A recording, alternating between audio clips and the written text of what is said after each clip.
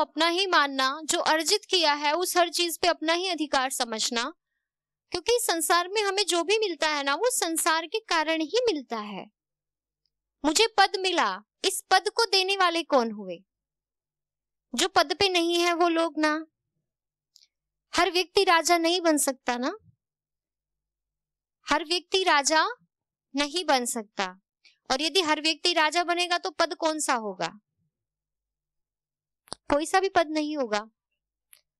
तो मैं जो भी हूं वो सब एक व्यवस्था है, एक समाज की व्यवस्था भर है।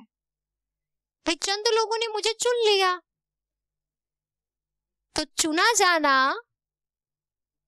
अभिमान का कारण होना चाहिए क्या? वो नहीं चुनेंगे तो मैं कुछ नहीं हूं, मैं कुछ नहीं हूं, वो नहीं चुनेंगे तो। ये है समावस्था। पद मिले या ना मिले, विश्वास अपने ऊपर होना चाहिए। I can do everything. शायद जो जिसको चुना है वो नहीं कर सकता जो मैं कर सकता हूं। ये बिलीफ होना चाहिए, बस अभिमान नहीं होना चाहिए। तो आजकल तो चयन प्रक्रिया भी कितनी मतलब बदतर हो चुकी है ना, कितने सिफारिशों से अयोग्य लोग पदों पे आ जाते हैं। तो पद कोई हमारी योग्यता का हेतु नहीं है। आज के जमाने में रिश्वत दे दे करके नंबर बढ़ाए जाते हैं डिग्रीज में, तो वो ज्ञान का हेतु नहीं है। नंबर भी आजकल पैमाना नहीं है कि हाँ इस व्यक्ति के इतने में से इतने नंबर आए तो ये बहुत इसको इस विषय की नॉलेज है। जब हम कर्म क्षेत्र में उतरते हैं ना, वहां पे हमें परफेक्शन का पता चलता है, अपनी निर्णय क्षमता का पता चलता है, अपनी योग्यताओं का पता चलता है। और यही होता है, एक अनपढ़ व्यक्ति भी आपने देखा होगा, जितने भी आजकल बड़े बड़े उस पे हैं, उनकी कभी पारिवारिक हिस्ट्री आप पढ़िएगा, मोस्टली अनपढ़ लोग थे जिनका बहुत छोटा छोटा रोजगार था, उससे वो इतने बड़े पद पे पहुंचे हैं सिर्फ अपनी योग्यता के बल पे। तो टैलेंट को किसी सर्टिफिकेट की जरूरत नहीं है, और इसीलिए किसी भी चीज पे घमंड करने की भी जरूरत नहीं है।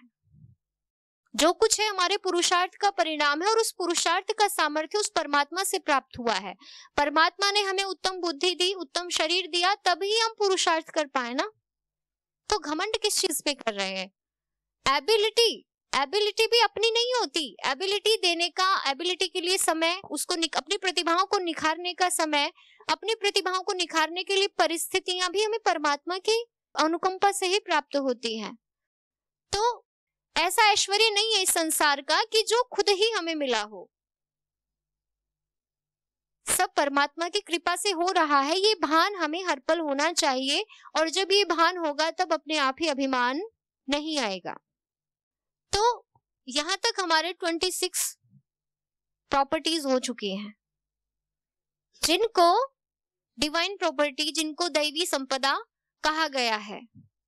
अभयम सत्व संशुद्धिर ज्ञान योग व्यवस्थितिः दानम दमश्च यज्ञश्च स्वाध्यायस्तप आर्जवम् अहिंसा सत्यम क्रोधः त्यागः शान्तिरपैशुनम् दया भूतेष्वलो लुप्त्वम् मार्दवम् ह्रीरचापलम् तेज क्षमा धृतिः शौच मद्रोहो नातिमानिता भवन्ति संपदं दैवीमभिजातस्य भारत।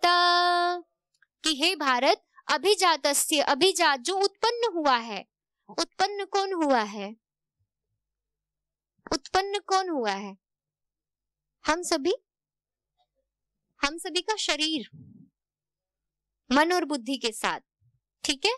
तो हम सभी जो शरीरधारी हैं, जितने भी प्राणी हैं, सभी के पास ही दैवी संपदा होती है। कुछ की छिपी हुई रहती है और कुछ की बाहर प्रकट हो जाती है। जो जिस चीज को निखारेगा वो निखर के आएगा। एक तरफ गंदा पानी, एक तरफ अच्छा पानी है।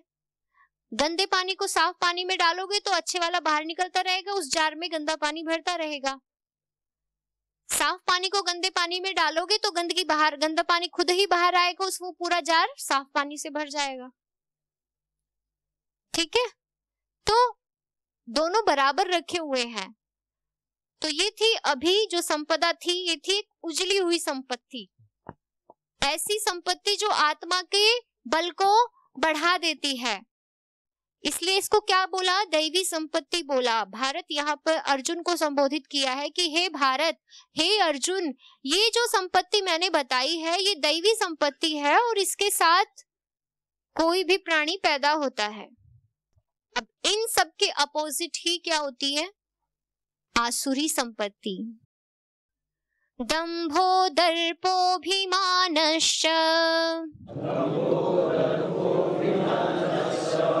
क्रोधः पारुष्यमेव च अज्ञानं चाभिजातस्य पार्थ सम्पदमासुरीम् मासुरीम, रिम नहीं रीम, दीर्घ ईकार है वहां पे। दंभो दर्पोऽभिमानश्च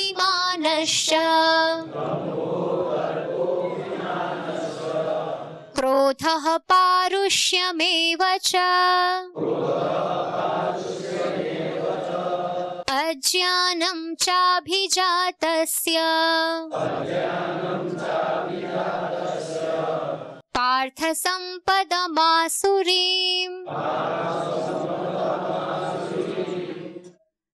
दंभ, दर्प, अभिमान, क्रोध, पारुष्यम और अज्ञानम, बाकी जो डिवाइन प्रॉपर्टी थी उसके अपोजिट सब कुछ।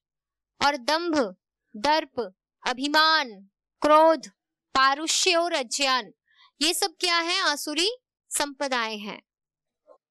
दंभ क्या होता है, दंभ होता है जो हूं नहीं वो खुद को मानना।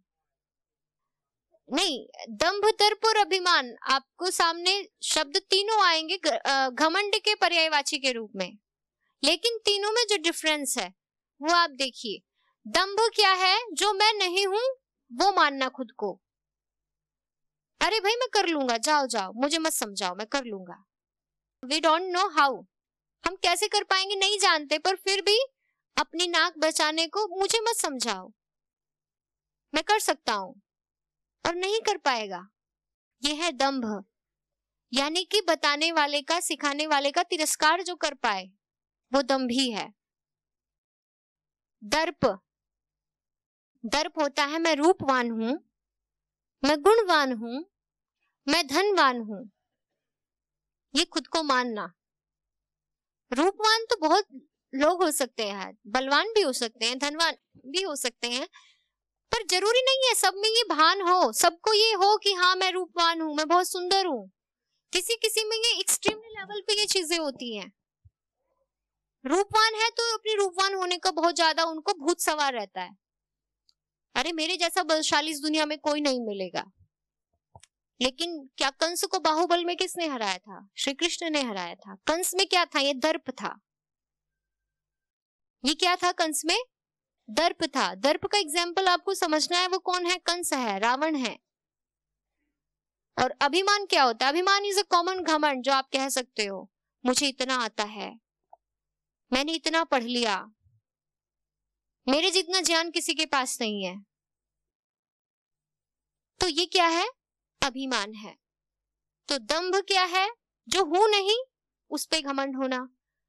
और दर्प क्या है, जो हमें नैसर्गिक रूप से जो चीजें मिली हैं, नैसर्गिक रूप से यानी कि रूप हो गया,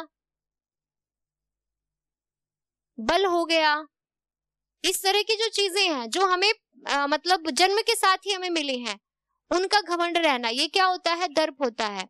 एक हम अपने पुरुषार्थ से अर्जित जो करते हैं, हमें पद मिल गया, अरे मैं तो इतने बड़े पद पे पहुंच गया हूं, ये मान करके अपने साथियों की अवमानना करना, ये क्या है, अभिमान। क्रोध, क्रोध क्या होता है, ये आपने कल भी पढ़ा, आज भी हमने उस पर चर्चा की थी, आप खुद भी जानते हैं। तो वहां पे अक्रोध था, ए साथ में लगा हुआ था, यानी कि क्रोध का अभाव, अक्रोध, क्रोध नहीं करना ये डिवाइन प्रॉपर्टी थी और क्रोध करना आसुरी संपदा है। ये इतने विकट गुण हैं कि इनको अलग से गिना दिया, नहीं तो कह देते भाई जो दैवी संपदा उससे अपोजिट जितना भी है वो सब क्या है, दैवी संपदा है। जैसे सबसे पहले अभय कहा तो वहां बोलते भय, ठीक है, अभयम सत्व संशुद्धि, वहां बोलते सत्व की अशुद्धि। जितना भी दैवी संपद से अपोजिट है वो सब क्या है, आसुरी है, ये कंफर्म है। लेकिन कुछ इतने विकट गुण हैं, अवगुण हैं, जिन्हें अलग से गिनाना पड़ा, क्योंकि जो सबको ही खा जाते हैं। दंभ, दर्प, अभिमान, क्रोध, पारुष्य, पारुष्य यानी कठोरता, पारुष्य कठोरता, व्यवहार में कठोरता अभिमान का द्योतक होती है। व्यवहार में सरलता होनी चाहिए, सहजता होनी चाहिए, हर कोई आपके पास आकर के अपनी समस्याएं बता सके, बल्कि ये नहीं कि हर कोई आपको अपनी समस्या लगे। ऐसा होता है ना, किसी को हर सामने वाला समस्या दिखाई देता है, लेकिन वहीं दूसरी ओर एक व्यक्ति सबकी समस्याओं का समाधान करता है। तो कठोरता, पारुष्यम क्या है, कठोरता, ये क्या है, एक डेमोनिक प्रॉपर्टी है, एक आसुरी संपत्ति है। आगे कहा अज्ञान, ज्ञान का उल्टा अज्ञान है, मूर्खता। जो पुरुषार्थ नहीं करेगा, दंभ, दर्प और अभिमान करेगा, वो अज्ञानी ही रहेगा। तो अज्ञान भी क्या है, यानी कि कहने का तात्पर्य इतना है कि हमें स्वाध्याय करना चाहिए, शास्त्रों को पढ़ना चाहिए, विद्या का अर्जन करना चाहिए, जो जाना है उसको जीना चाहिए। जब ऐसा करेंगे तो डिवाइन प्रॉपर्टी के मालिक बनेंगे, और जब इससे अपोजिट करेंगे तो राक्षसी संपत्ति के मालिक बनेंगे। पारुष्यम, कठोरता। तो अभिजात कौन होता है, जातम उत्पन्नम, जो उत्पन्न हुआ है वो क्या है, उत्पन्न हुआ कोई भी प्राणी, हम आप सभी, तो हम सभी डिवाइन प्रॉपर्टी के मालिक भी हो सकते हैं और डेमोनिक प्रॉपर्टी यानी आसुरी संपत्ति के मालिक भी हो सकते हैं। अब मालिक कौन सा बनना है, वो चयन हमारी बुद्धि करेगी, हम खुद करेंगे। अब अर्जुन के पास कौन सी संपत्ति थी, ठीक है, दैवी संपत्ति मोक्षाय निबंधाया सुरीमता, दैवी संपत्ति मोक्षाय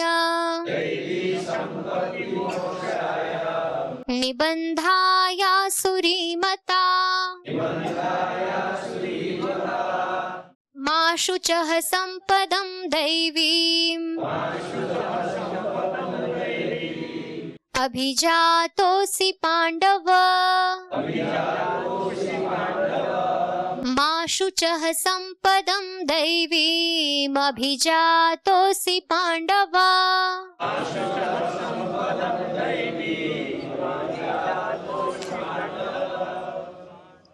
तो जो दैवी संपद है, श्री कृष्ण अर्जुन से कह रहे हैं कि दैवी संपद विमोक्षाय, कि हे पांडव, पांडुपुत्र थे इसलिए हे पांडव, दैवी संपद विमोक्षाय, कि जो दैवी संपत्ति है ये क्या है, मोक्ष का हेतु है, मोक्ष का साधन है, मोक्ष का कारण है। अर्थात जो व्यक्ति दैवी संपत्ति पर कार्य करता है, अर्थात दैवी संपत्ति को अर्जित करता है, कमाता है, ऐसा व्यक्ति मोक्ष में जाता है।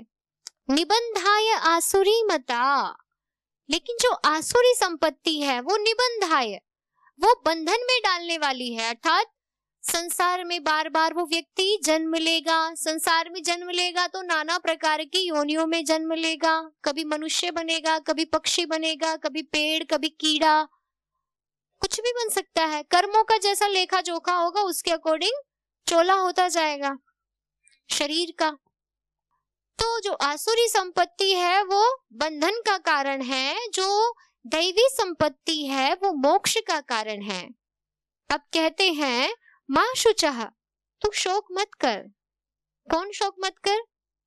अर्जुन, कि हे अर्जुन माँ शुचः, तू शोक मत कर, दैवीम संपदम अभिजातः असि। तू दैवी संपत्ति को लेकर के पैदा हुआ है। तूने अपने जन्म जन्मांतरों में, अपने पूर्व जन्म में और इस जन्म में जो अर्जित किया है वो डिवाइन प्रॉपर्टी को अर्जित किया है। तो तुझे शोक करने की, तुझे विलाप करने की, तुझे डरने की कोई आवश्यकता नहीं है। ऐसे ही परमात्मा अपने भक्तों से कहता है, तुमने जीवन भर अच्छे काम किए हैं, उत्साह में जियो, प्रसन्नता में जियो, आनंद में जियो, अभय के साथ जियो, भय मुक्त होकर के जियो। तो हम सब भी क्या हैं? अर्जुन ही हैं। तो खुद को जब भी अच्छा करें तो मानिए परमात्मा हमें शाबाशी दे रहा है, तो उत्साह मिलेगा, उत्साह मिलेगा तो हम फिर और अच्छे काम करेंगे। दैवी संपत् विमोक्षाय निबंधाय सुरीमता,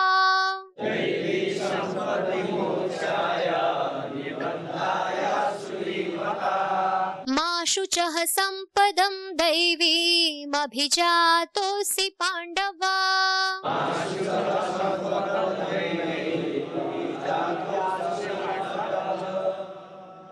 दंभो दर्पोऽभिमानश्च क्रोधः पारुष्यमेव च।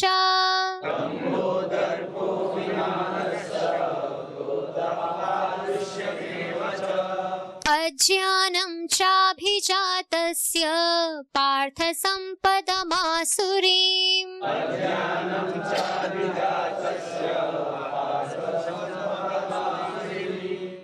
तेजः क्षमा धृतिः शौचमद्रोहो नातिमानिता।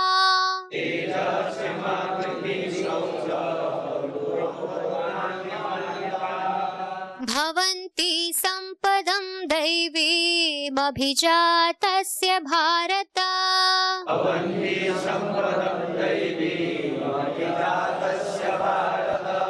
अहिंसा सत्यमक्रोध त्यागः शान्तिरपैशुनम्।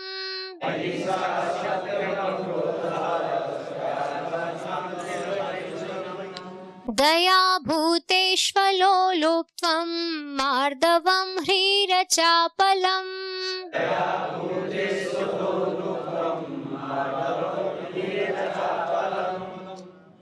अभयं सत्त्वसंशुद्धिर्ज्ञान योग व्यवस्थितिः।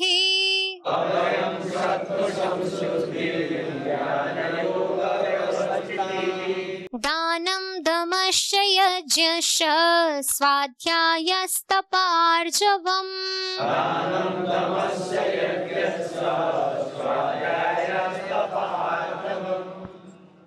तो ये 5 श्लोक थे जिनमें डिवाइन प्रॉपर्टी गिनाई गई और जिनमें डेमोनिक प्रॉपर्टी गिनाई गई। तो इन आसुरी संपद और दैवी संपद को जीवन में अपनाना और इनमें से क्या अपनाना और क्या छोड़ना, ये दोनों ही संकेत श्री कृष्ण जी ने दे दिए हैं। बंधन में रहना है कि भाई मैं मोक्ष में जाके क्या करूंगा, अपना अच्छे से झूठ बोलूं, अच्छे से अपना जैसे चल रहा है चलने दूं, क्या करूंगा स्वाध्याय मनन करके। एक तो ये फीलिंग होती है और एक ये फीलिंग होती है नहीं मुझे अच्छा करना है, अच्छा जीना है, तेजस्वी बनना है, ओजस्वी बनना है, एक महामानव बनना है, आत्मबल बढ़ाना है, परमात्मा का प्रिय पुत्र बनना है, एक ये फीलिंग होती है। तो कहाँ पे हमें अपनी संकल्प शक्ति को दृढ़ करना है, ये हमारा चयन है। एक कहानी, हालांकि जितने भी सत्र होते हैं उन सब में ये ही निर्देश किया जाता है कि जो गीता का 16वां अध्याय है, चूंकि वो सारभूत है तो वही आपको मतलब इस सत्र में पढ़ाया जाना चाहिए। तो मैंने पहले भी वो कहानी सुनाई है। एक घुड़सवार था, घोड़े पे सवार होकर के वो जंगल में चला गया, जाकर के थक गया था तो दोपहर का समय था, विश्राम करने लगा।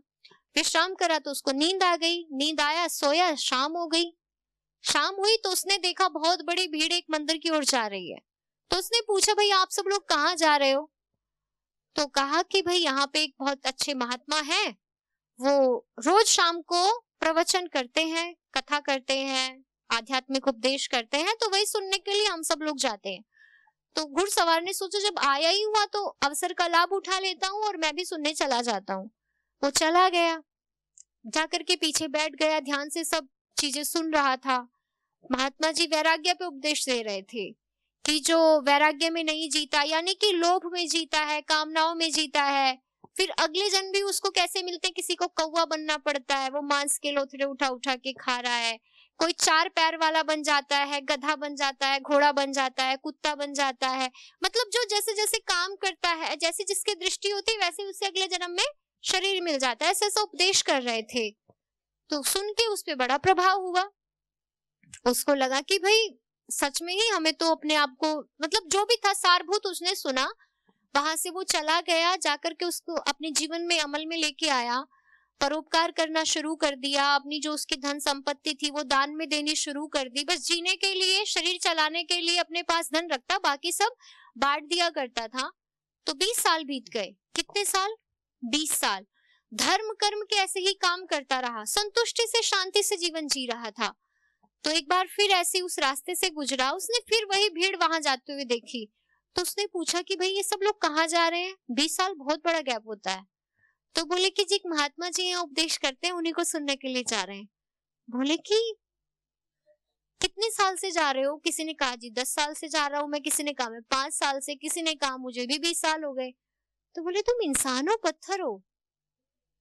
तुम एक ही बात हर रोज सुन रहे हो, 20 साल से सुन रहे हो, अब तक असर ही नहीं हुआ। मैंने तो एक बार सुना था और मेरा तो पूरा जीवन ही बदल गया। तो हर अवसर हमारे लिए एक संकेत है। जरूरी नहीं है हर रोज हमें शास्त्रों को पढ़ने को मिलेगा। जरूरी नहीं है कि हर रोज हमारे सामने हमारे लिए जो अच्छा है वो एक थाली में रख करके आएगा कि भाई उठा लो तुम्हारे लिए अच्छा है। हमें खुद ही चुनना पड़ेगा। सब कुछ बिखरा हुआ है, इस बिखरे हुए में ही हमें खुद चुनना है क्या अच्छा है क्या बुरा है। उसका चयन करने के लिए जो बुद्धि दी है ना, वो इसीलिए मिली है। बुद्धि को पवित्र बनाएंगे, शास्त्र से उसको धुलेंगे, मन को साफ रखेंगे, तो हम खुद ही अच्छी चीज पे हाथ रखेंगे। जो सात्विक वृत्ति का होता है, जो मांसाहार नहीं करता, वो कभी भी मांस की प्लेट से कुछ नहीं उठाएगा। वो हमेशा जिसमें ड्राई फ्रूट्स रखे होंगे या जिस गिलास में दूध रखा होगा उसी को उठाएगा। तो चुनने के लिए भी सफाई हमारे मन मस्तिष्क की होनी जरूरी है, और उसके लिए स्वाध्याय बहुत जरूरी है। तो कोई भी ज्ञान की बात जो हम सुनते हैं वो सिर्फ सुनने के लिए नहीं होती, वो अमल में लाने के लिए होती है। और ऐसा नहीं है कि लोग अमल में नहीं लाते, ऐसे बहुत बड़ा तबका है, साधु सन्यासी महात्मा हैं जो अपने जीवन में इन सद्गुणों को अपनाते हैं और संतोष से, शांति से अपने जीवन का यापन करते हैं और उस परम धाम को, परमात्मा के लोक को प्राप्त करते हैं।